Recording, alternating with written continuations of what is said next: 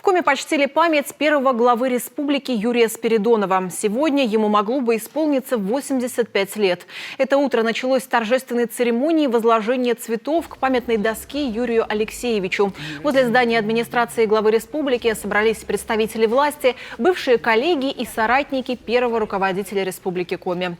Владимир Уйба отметил талант и профессиональные качества Юрия Спиридонова. Есть люди, которые остаются в сердцах, в душах людей во времени. Вот Юрий Алексеевич, безусловно, такой человек. Яркий, талантливый и очень сильный руководитель. О человеке говорят дела и то, как его отношение к жизни. Вот человек, допустим, сказал один раз фразу, да, и эта фраза определяет все. И Юрий Алексеевич сказал: забудьте про Спиридонова, гордитесь республикой. И вот это, знаете, очень дорогого стоит. Владимир Уйба добавил, что Юрий Спиридонов особенно любил республику, дело, которым он занимался, и людей, проживающих в Коми. Благодаря этому в свое время первому главе республики удалось сохранить регион и направить его в нужное русло. Молодежь не понимает, наверное, о чем мы сейчас будем говорить, в части, что такое пережить 90-е. Это не просто катастрофа, это катастрофа в целом в стране, в головах, в режиме, в смене формации. Вообще страшное время. И в это время управлять огромной, многонациональной, подчеркиваю, республикой, это была, знаете, бой гладиатора. И на самом деле вот вывести республику без потерь, вывести ее в тот момент, вообще в принципе, чтобы республика состоялась, чтобы в этот момент строились и открывались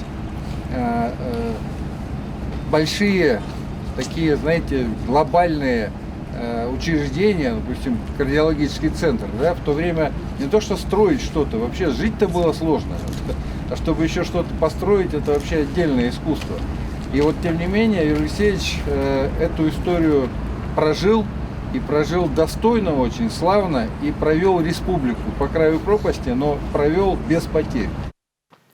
Именно Юрий Алексеевич заложил основы экономики, законодательства и культуры. Он был не только политиком, но и законодателем, ученым и инженером. Под его началом и руководством мы не только пережили 90-е годы, но и смогли сохранить республику. Так, сегодня о нем отзывались на памятном митинге.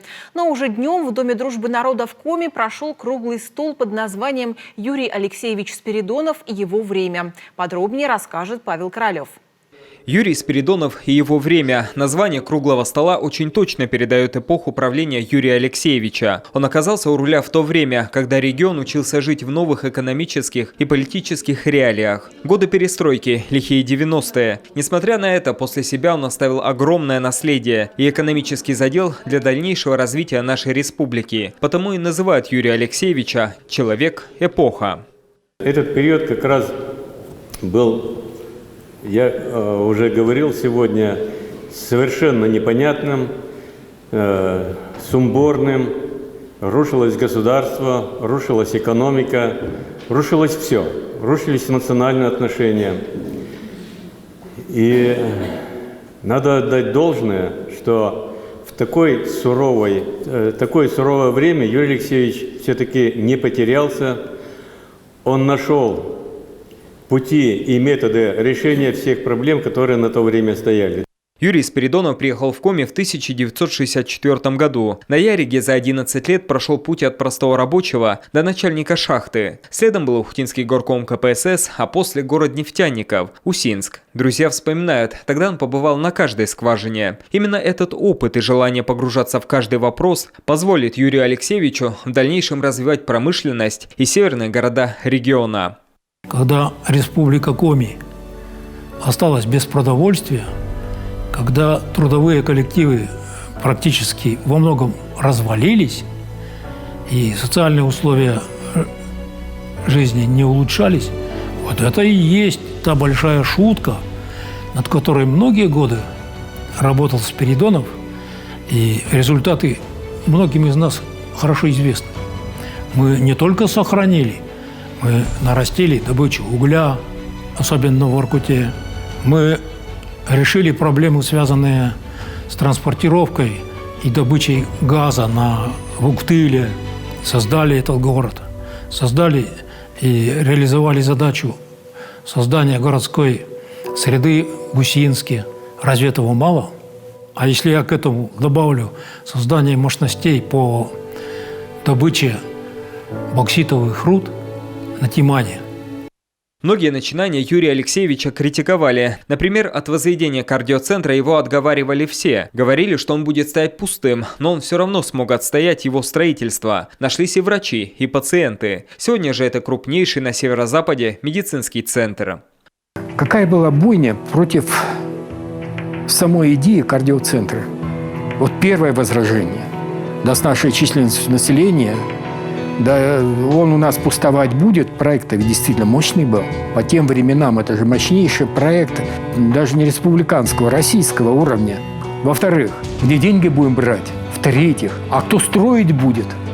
Спиридонов с самого начала, он сказал, ну, давайте так, я вас всех выслушал, я мнение каждого из вас уважаю, теперь спрячьте его подальше, в самый дальний карман своих штанов. И слушайте, кардиоцентр в республике будет. Люди требуют, просят.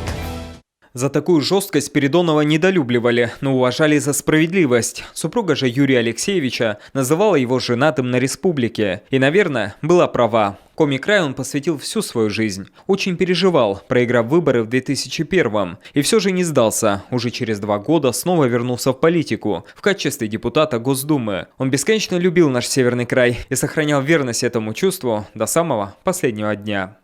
Павел Королев, Дмитрий Булаев, телеканал Юрган.